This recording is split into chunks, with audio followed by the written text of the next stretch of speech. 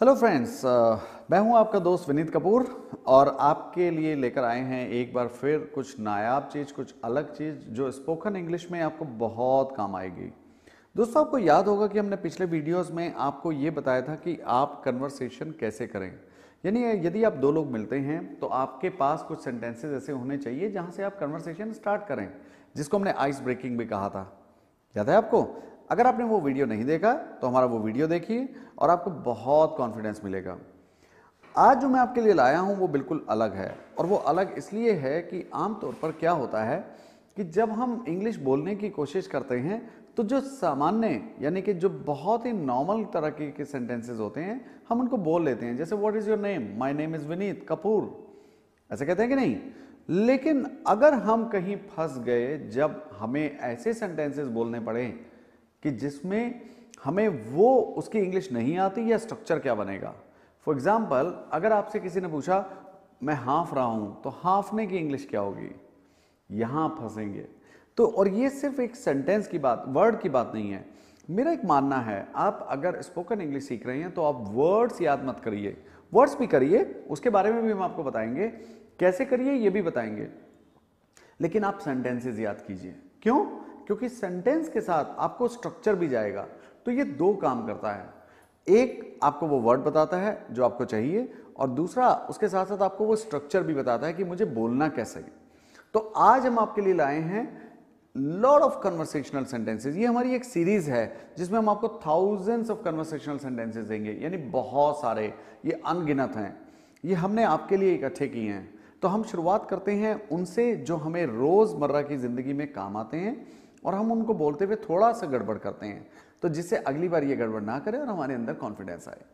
तो मेरा पहला सेंटेंस है, सेंटेंस नंबर 1 इज, अगर आपको ये कहना है तो आप कैसे करेंगे। तो ये सेंटेंस जब आपके पास आएगा तो आप आमतौर पे इसको बोलते हैं कोम योर हेयर, क्योंकि हम कंघी को कहते हैं कोम। तो दोस्तों, आपको पहली बात बता दूं कि ये गलत तरीका है इसको कहने का। COMB इंग्लिश में कॉम नहीं होता, इसको हम बोलते हैं कूम। वैसे राइट प्रोनाउंसिएशन फोनेटिकली अगर आप देखा जाए तो वो कऊम होती है, लेकिन फिर भी हम इतना लीवे तो ले ही सकते हैं, तो आप इसको बोलिए कूम, लेकिन कॉम्ब बिल्कुल मत बोलिए। वो वर्ड्स जिनके लास्ट में M और B आता है उसका B वैसे ही नहीं बोलता, तो इसमें B तो हम बिल्कुल नहीं बोलेंगे। मैं भी आपको कुछ ऐसे वर्ड्स और बताऊंगा जिसमें लास्ट में B आता है और उसका B नहीं बोलता। जैसे अगर मैं आपसे पूछूं COMB कूम है, तो TOMB क्या होगा, बोलिए। यस, टूम। क्या बोलेंगे? टूम, जिसे हम मकबरा कहते हैं। सो COMB कूम कंघी, TOMB टूम मकबरा। अगर मैं आपसे कहूं PLUMB तो इसका मतलब होता है प्लम, ठीक सामने। सो जैसे क्रिकेट में कहा जाता है, oh the batsman is plumb in front of the wicket, तो ये प्लम PLUM नहीं होता, ये PLUMB होता है। ऐसे ही BOMB क्या होता है? बॉम्ब। इसमें हम B का प्रोनाउंसिएशन, उसका उच्चारण नहीं करते। तो आपको पहली बात ध्यान रखनी है, कूम नॉट कोम। दोस्तों, यहां पर जो कूम इस्तेमाल हुआ है वो वर्ब की तरह हुआ है। तो अगर कहा जाए कंघी कर लो तो आप क्या बोलेंगे? कूम योर हेयर। क्या बोलेंगे? दोबारा बोलिए, कूम योर हेयर। हेयर से मुझे याद आई बात, देखिए हेयर एक बहुत इंपॉर्टेंट वर्ड है इंग्लिश लैंग्वेज में। हेयर को हम एस के साथ इस्तेमाल नहीं करते, तो हम कभी नहीं कहते कि हिज हेयर्स आर ग्रे। अगर मुझे ये कहना है उसके बाल सफेद हैं, तो हम आपको हेयर से रिलेटेड कुछ वर्ड्स दे रहे हैं, कुछ सेंटेंसेस दे रहे हैं यहां पर, आप उसको ध्यान रखिएगा। पहला सेंटेंस क्या है? His hair are grey, there is no S in it. तो हेयर के साथ एस नहीं लगाते सामान्यतः। कहां लगाते हैं वो हम आपको बाद में बताएंगे, अभी हम अपना ध्यान सारा यहां लगाएंगे कि सामान्यतः हेयर के साथ एस का प्रयोग नहीं करते, लेकिन वर्ब प्लूरल लगाते हैं। तो अगर मुझे कहना है उसके बाल सफेद हैं, हिज हेयर आर ग्रे, मुझे कहना है मेरे बाल सफेद है, माई हेयर आर ग्रे, तो हेयर में आपने एस नहीं लगाया। और यही काम आप हमेशा कीजिएगा जब भी हेयर के लिए कीजिए। जैसे अगर उसने कहा उसके बाल घुंघराले हैं, तो आप क्या बोलेंगे? ही हैज कर्ली हेयर्स नहीं, ही हैज कर्ली हेयर। या क्या बोलेंगे, आपको एक नया वर्ड देते हैं कर्ली के लिए, तो कर्ली तो आपने सुना ही होगा। तो अगर आपके बाल थोड़े ज्यादा घुंघराले हैं, fuzzy, he has fuzzy hair, यानी उसके बाल घुंघराले हैं। दोस्तों आपको एक वर्ड, एक सेंटेंस आपको अक्सर आता होगा जहां आप फंसते होंगे या फंसेंगे, तो आप अपने दोस्तों से पूछ के देखिए इसको कैसे कहेंगे। आप मांग कैसे निकालते हैं, यू नो मांग। तो मांग के माने क्या होते हैं इंग्लिश में? मांग मीन्स होते हैं वैसे पार्टिंग, अगर हम नाउन की तरह इस्तेमाल करें। यदि हम इसको वर्ब की तरह इस्तेमाल करें तो इसका सेंटेंस ये बनेगा, आप मांग कैसे निकालते हैं? How do you part your hair. क्या बोला मैंने? How do you part, PART, part your hair. बड़ी हैरानी की बात है, कुछ वर्ड्स ऐसे हैं जो आपकी वोकेबलरी में हैं। हमारा काम क्या है? आपको बताना कि इसको ऐसे इस्तेमाल कीजिए, मजा आएगा। आप किसी को कह के देखिए, how do you part your hair, तो पहले तो वो समझेगा ये कहा गया।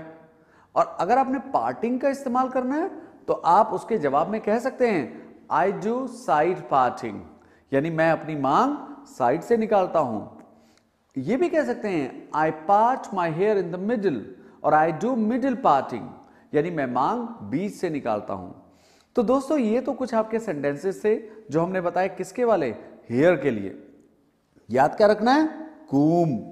क्या याद रखेंगे? दोबारा बोलिए। यस, कूम। अब आते हैं हम अपने दूसरे सेंटेंस पर। बहुत आसान है, आपने कई बार सुना होगा, लेकिन गड़बड़ क्या होती है, आपसे अगर कहा जाए मैं सहमत हूं, तो आपके मुंह से अचानक निकलेगा, क्योंकि मैंने देखा है लोगों को यह कहते हुए, आई एम एग्री। दोस्तों ये गलत है। गलत क्यों है? अगर आपको याद हो, मैंने अपने एक पिछले वीडियो में आपको एक कॉन्सेप्ट समझाया था। यदि आपके पास कोई एक्शन वर्ब है तो हम, अगर वो ING में नहीं है एक्शन वर्ब, तो हम उससे पहले इज एम आर का प्रयोग नहीं करते। तो इज एम आर का प्रयोग कब करते हैं? यदि हमारे पास या तो एक्शन वर्ब नहीं है या उसमें ING लगा है। तो दोस्तों इसमें अग्री एक एक्शन वर्ब है और उसमें ING नहीं लगा है, तो मैं नहीं बोलूंगा आई एम अग्रीइंग, ये तो है नहीं, तो मैं ये भी नहीं बोलूंगा आई एम अग्री, तो मैं क्या बोलूंगा? I agree. बोलिए मेरे साथ, आई अग्री। तो आई एम अग्री गलत है, आई अग्री सही है। दोस्तों अगर आपने ये कहना हो कि मैं आपसे पूरी तरह सहमत हूं, तो क्या बोलोगे? या I completely agree with you. दोबारा बोलिए, yes I completely agree with you. अच्छा, आपको एक बहुत बढ़िया सेंटेंस मैं बताता हूं जो आमतौर पर आप उन लोगों को सुनेंगे बोलते हुए जिनकी इंग्लिश बहुत अच्छी है। तो आप चाहते हैं ना कि लोगों को लगे आपकी इंग्लिश अच्छी है, तो मैं आपको एक बहुत बढ़िया सेंटेंस बता रहा हूं, तो आप उसको बोलिए, आई कुडंट एग्री मोर। तो आप जब मूवीज देखेंगे, हॉलीवुड मूवीज, तो उसमें ये सेंटेंस बहुत बोलता है। जब उसने कहना होता है अरे मैं पूरी तरह से सहमत हूं, तो वो क्या बोलेगा? I couldn't agree more. वो ये नहीं बोलेगा आई कुड एग्री मोर, वो बोलेगा I couldn't agree more. Couldn't मैंने कुड नॉट, ये उसकी एब्रीवेटेड फॉर्म है। इसका मतलब भी वही होता है, मैं पूरी तरह से सहमत हूं। दोस्तों अगर आपने इसका नेगेटिव बनाना है कि मैं सहमत नहीं हूं, तो कैसे बोलेंगे? बोलिए। तो आप ये नहीं बोलेंगे I am not agree, wrong. आप बोलेंगे आई डोंट अग्री। क्यों बोलेंगे डू? क्योंकि अग्री एक्शन वर्ब है। तो मेरे साथ बोलिए, मैं सहमत नहीं हूं, यस आई डोंट अग्री। अच्छा, हम ऊपर वाली बात करते हैं जो आपको हमने पहले समझाई थी। अगर मैं आपसे कहना हूं कि मैं आपसे इत्तेफाक नहीं रखता, इसी बात को कहना हो, तो हम कैसे बोलेंगे? आई बैक टू डिफर। क्या बोलेंगे? आई बैक टू डिफर। ये बिल्कुल अलग अंदाज है बात को कहने का। तो आप पहले हल्का सीखिए और फिर स्टाइल लेकर आइए, थोड़ा सा कंटेंट, थोड़ा सा स्टाइल। आप पाएंगे आपकी इंग्लिश बिल्कुल डिफरेंट होती जा रही है। मैं आपको एक और सेंटेंस देता हूं। हमने आपको ऊपर बताया था आई कुडंट एग्री मोर का मतलब होता है मैं आपसे पूरी तरह सहमत हूं। लेकिन अगर आपने इसी सेंटेंस को बनाना है कि मैं आपसे बिल्कुल सहमत नहीं हूं, I couldn't agree less. So easy. या तो आपने देखा कि हमने एक अग्री वाले सेंटेंस से ही आपको कितनी सारी चीजें समझाई। आप अपने दिमाग में फाइल्स बनाइए, हाँ, जैसे कंप्यूटर में होती है। तो होता क्या है कि जब आप कंप्यूटर में एक फाइल पे बटन दबाते हैं तो क्या होता है? एक फोल्डर में, सॉरी। तो वो जब फोल्डर खुलता है तो उसके साथ साथ बहुत सारी फाइल्स खुलती हैं। ऐसे ही आपके साथ होना चाहिए। अगर आपको कहीं अग्री आया तो मेरी बताई हुई सारी चीजें आपके दिमाग में एकदम से आनी चाहिए। तो आप ये कहिएगा, मैं ये नहीं बोलूंगा I completely agree with you, मैं बोलूंगा आई कुड एग्री मोर, और थोड़ा स्टाइल से कहिए ना। चलिए अब चलते हैं हम अपने तीसरे सेंटेंस की ओर। ये सेंटेंस ऐसा है जो आपको बहुत कहने का मौका मिलेगा, लेकिन कहें कैसे? भगवान ना करे अगर आपको नहीं आया तो, भगवान ना करे, अरे यही हमारा सेंटेंस है। So what is the sentence? God forbid. तो अगर आपको कभी कहना हो भगवान ना करे, भगवान ना करे अगर तुम फेल हो जाओ, भगवान ना करे अगर तुम्हारी ट्रेन छूट जाए, तो आप लगाइए गॉड फॉरबिड और उसके आगे लगा दीजिए इफ। तो क्या कहेंगे? God forbid if you miss your train. समझ में आया? अच्छा, हम एक सेंटेंस का बहुत इस्तेमाल करते हैं हिंदी में। तो आपने कहा मैं इंग्लिश बोलना चाहता हूं, तो आप कहा मैं आपसे क्या कहूंगा, भगवान ने चाहा तो आप एक दिन अच्छी इंग्लिश बोलेंगे। तो भगवान ना करे गॉड फॉरबिड, भगवान ने चाहा तो गॉड विलिंग। और गॉड विलिंग के आगे आपको इफ लगाने की जरूरत नहीं है जैसे गॉड फॉरबिड में थी। तो गॉड विलिंग में क्या कहोगे? God willing all of you will speak fluent English. What did I say? God willing all of you will speak fluent English one day.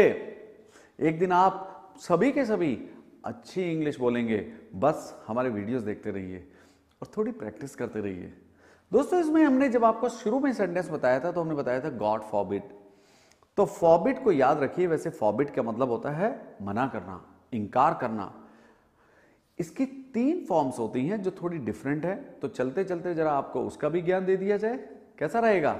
तो जरा बताइए 3 फॉर्म क्या होती हैं फॉरबिड की? बताइए। Yes, forbid, forbid, forbidden. For example, my mother forbid me to go out at night. मेरी माता जी ने मुझे रात में जाने से, बाहर जाने से मना किया, रोका। तो अभी हम यहीं रहेंगे जहां पर हमने आपको बताया था गॉड फॉरबिड। तो अब चलते हैं हम अगले सेंटेंस की ओर। तो जरा गेस कीजिए कि अगला कन्वर्सेशनल सेंटेंस हमारा क्या है? ये रहा आपका चौथा सेंटेंस।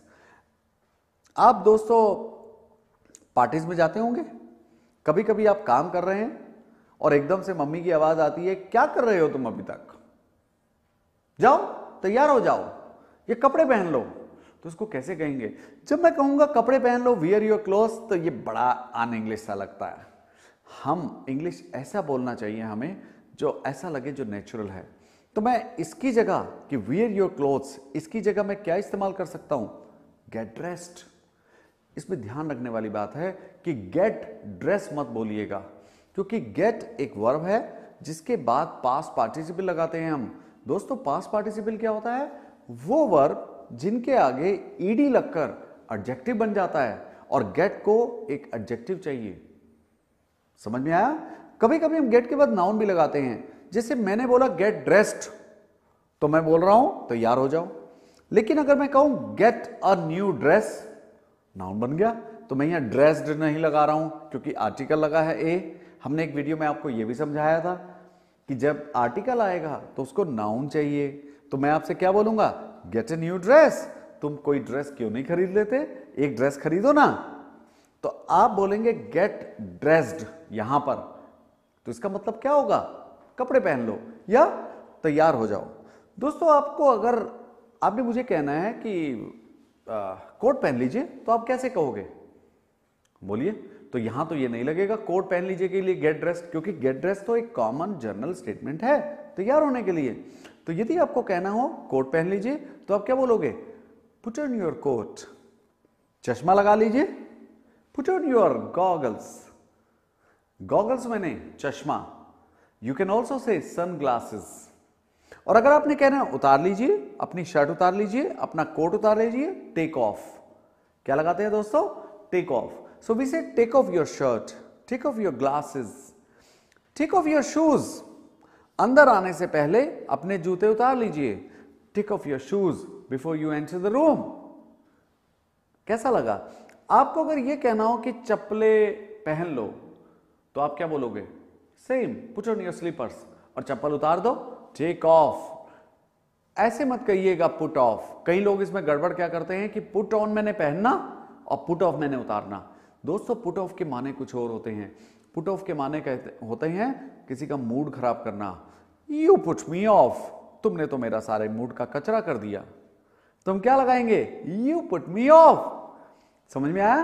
तो पुट ऑन का अपोजिट पुट ऑफ नहीं होता, इसका अपोजिट होता है टेक ऑफ। दोस्तों अगर आपने ये कहना है कि अपनी शर्ट का बटन बंद करो, किसी की शर्ट का बटन खुला रह गया, मेरी शर्ट का नहीं किसी की शर्ट का, तो क्या बोलेंगे आप? बटन योर शर्ट, अपनी कमीज का बटन बंद करो। हम आपको एक वीडियो में दिखाएंगे कि कैसे हम जितने भी ड्रेस से संबंधित सेंटेंसेस हैं वो कैसे बोल सकते हैं, और आपको बड़ा मजा आने वाला है। लेकिन आप हमारे साथ बने रहिए, क्योंकि हम आपको इंग्लिश की कुछ ऐसी नायाब चीजें देने वाले हैं जिसको देखकर आपको मजा आएगा और आपको नॉलेज भी मिलेगी। लेकिन आपको फॉर्मूला याद है ना? क्या? Practice makes a man perfect. खूब बोलिए। तो आज मैंने आपको जो अभी तक सेंटेंसेस दिए हैं पहले उसकी प्रैक्टिस कीजिए, फिर हम आपको देते हैं और ये लगभग 1000 सेंटेंस की सीरीज है जो हम चलाएंगे और आपको खूब देंगे। और आप खूब अपने दोस्तों के ऊपर जरा इनको आजमाइए और जाके कहिए how do you part your hair, जो हमने आपको अभी सिखाया। Okay, see you there. Thank you so much.